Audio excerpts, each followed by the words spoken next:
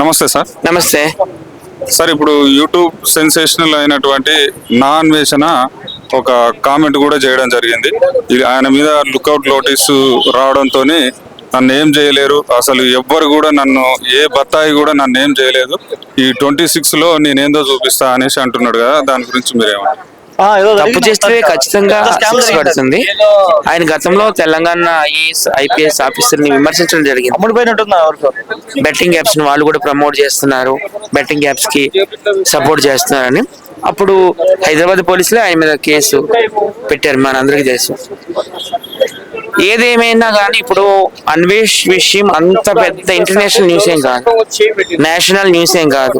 Okay, వదిలేయమని నేను అందరినీ కోరుతున్నాను. ఎందుకంటే ఆయన ఈ మధ్య కొన్ని వీడియోస్ పెట్టారు, అప్లోడ్ చేశారు, నేను చూశాను. మన హిందువులకు సంబంధించిన భగవద్గీతని, రామాయణాన్ని అవన్నీ పట్టుకొని పక్కా హిందువుని, వినాయకుడి బొమ్మలు, శివుడి బొమ్మలు అన్ని చూపించి పక్కా హిందువుని అని అంటున్నాడు. సో మారాడని మనం అనుకోవచ్చు. సో నేనైతే ఈ కేసు అంత సీరియస్ గా ఉంటుందని నేనైతే అనుకోవడం లేదు. ఆయన వీడియో ఆయన చేసుకుని ఇవ్వనండి. ఆయన అయితే ఓపెన్ గా చెప్పాడు. ఫస్ట్ ఏమో పిచ్చి పిచ్చిగా మాట్లాడాడు, అప్పుడు మేమంతా విమర్శించాము ఉప్పల్ బాలు. ఇప్పుడైతే ఈ మధ్యన వచ్చిన వీడియోలు అయితే నాకు బాగా నచ్చుతున్నాయి. ఆయన చేసిన వీడియోలు, నేను పక్కా హిందువుని, నేను హిందూ ధర్మాన్ని పాటిస్తాను, నేను రామాయణం చదువుతాను, మహాభారతం చదువుతాను, భగవద్గీత చదువుతాను, చూడండి నా చుట్టూ ఏమున్నాయని దేవుడు బొమ్మలన్నీ చూపించడం, మన దేవుడు, మన హిందూ టెంపుల్స్ నాకైతే నిజంగా నచ్చింది. ఏమైనా ఒకవేళ ఉంటే వాళ్ళు చూసుకుంటారు, కానీ ఆయన కోసం రోజు అదే మాట్లాడడం నాకైతే నచ్చలేదు. ఆయన పర్సనల్ గా కొంతమంది టార్గెట్ చేశారు కదా, వాళ్ళని ఉద్దేశించి అన్నాడేమో అని నేను అనుకుంటున్నాను. హిందువులను ఉద్దేశించేది కాదు, కొంతమంది మహిళలు కాబట్టి వాళ్ళని ఉద్దేశించి అన్నాడని నేను అనుకుంటాడు. మహిళలు అంటారు కదండి బత్తాయిలని, బత్తాయిలు మగవాళ్ళకు ఉంటాయా?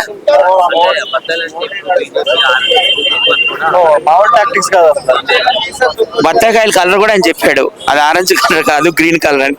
గ్రీన్ కలర్ బత్తాయిలు తెచ్చి కూడా వీడియోలు చేశాడు, మీరు చూసారా?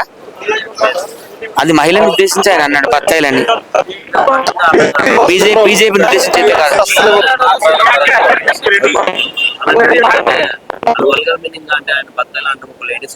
ఆయన ఎప్పుడు వల్గారిటీ మాట్లాడతారు, అందరికీ తెలుసు కదా.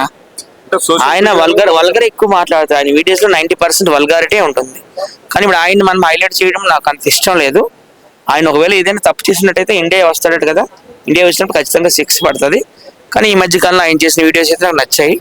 నేను హిందువునే, హిందూ దేవుళ్ళు గౌరవిస్తాను, నా మాటలు వక్రీకరించారని అన్నాడు. అదంతా కోర్టు చూసుకుంటుంది, పోలీసులు చూసుకుంటారు, మన ఇండియన్ జ్యుడిషియరీ అని ఉన్నాయి కదా, అవన్నీ చూసుకుంటారు. ఇప్పుడు ఖచ్చితంగా వస్తాడు. ఎందుకు రాడు ఏంటి, ఆయన వైజాగ్ కదా, వైజాగ్ స్టారే కదా ఆయన. వస్తాడు, వచ్చినాక చూస్తారు కదా అంతా. 2035 వరకు ఎప్పుడైనా రాక తప్పదు కదండి, ఎప్పుడైనా రాక తప్పదు. పాస్పోర్ట్ రెన్యువల్ కోసం 35కి వస్తాను. ఎప్పుడు వచ్చినా కానీ చూస్తారు. ఆయన చేసిన వీడియోస్ అన్ని కూడా ఇక్కడ వాళ్ళు అంతా కూడాను చూసినాక ఏమైనా శిక్ష పడాల్సి ఉంటే పడుతుంది.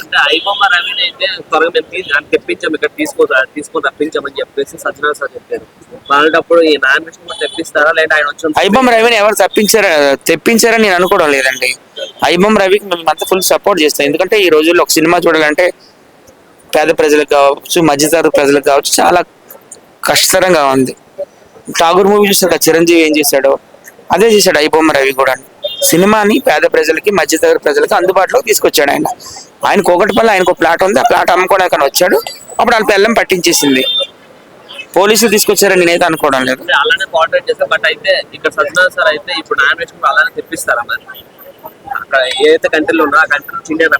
లేదు, అంత సివియర్ గా అయితే ఈ కేసు ఉన్నదని నేను అనుకోవడం లేదు.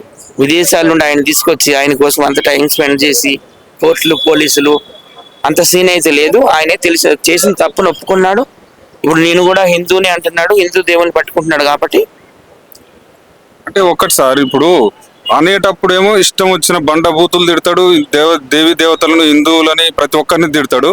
తర్వాత సారీ తప్పైంది, నేను అట్లా లేదు ఇట్లా లేదు అంటే అది ఎంతవరకు కరెక్ట్ అని. ఇప్పుడు అతన్ని చూసి ఇంకో పర్సన్ కూడా అతని దారిలో నడిచే అవకాశం ఉంటది కదా. ఇతనికి కఠినమైన శిక్ష పడితే అప్పుడు ఏమన్నా ఇలాంటి వాళ్ళు ఇట్లా మాట్లాడకుండా ఏమన్నా తగ్గడానికి అవకాశం ఉంటది అనేసి ఆలోచన. ఆయన ఇండియా వస్తే ఖచ్చితంగా శిక్ష పడుతుందండి, పడదని నేను అనడం లేదు కదా. ఆయన వీడియోస్ అన్ని చూస్తారు, పర్యవేక్షిస్తుంటారు. ఆయన ఎక్కడెక్కడ తప్పు మాట్లాడో దానికి తగ్గ శిక్ష పడుతుంటుంది, ఖచ్చితంగా పడుతుంది. కాకపోతే ఆయన చేసింది ఏమి ఇంటర్నేషనల్ క్రైమ్ ఏం కాదని నేను అంటున్నాను. అంత పెద్ద క్రైమ్ ఏం కాదు. ఆయన విదేశాల నుండి తీసుకొచ్చి ఆయన కోసం అంత టైం స్పెండ్ చేసి అన్ని కోట్లు ఖర్చు పెట్టి ఆయన తీసుకొచ్చి బక్కలో వేయాల్సిన తప్పు అయితే ఆయన చేయలేదు. తప్పు అయితే చేశాడు, దానికి తగ్గ శిక్ష అయితే పడుతుంది ఆయన ఇండియా వచ్చినాక. ఇప్పుడైతే ఆయన మారాడు, సంతోషం. ఇంకా మారాలని, మన హిందువులకు అనుకూలంగా వీడియోలు చేయాలని నేనైతే కోరుకుంటున్నాను.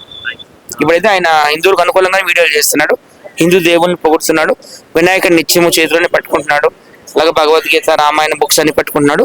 ఒక హిందూగా నాకైతే సంతోషం. మార్పు రాకేష్ మాస్టర్ అనేటప్పుడు అన్నట్టుగా మార్పు అనేది ఎప్పుడొకప్పుడు ఒక మనిషిలో రావాలి. ఆయనలో కొద్దిగా గొప్ప మార్పు వచ్చింది కాబట్టి సంతోషం. Thank you. Thank you sir.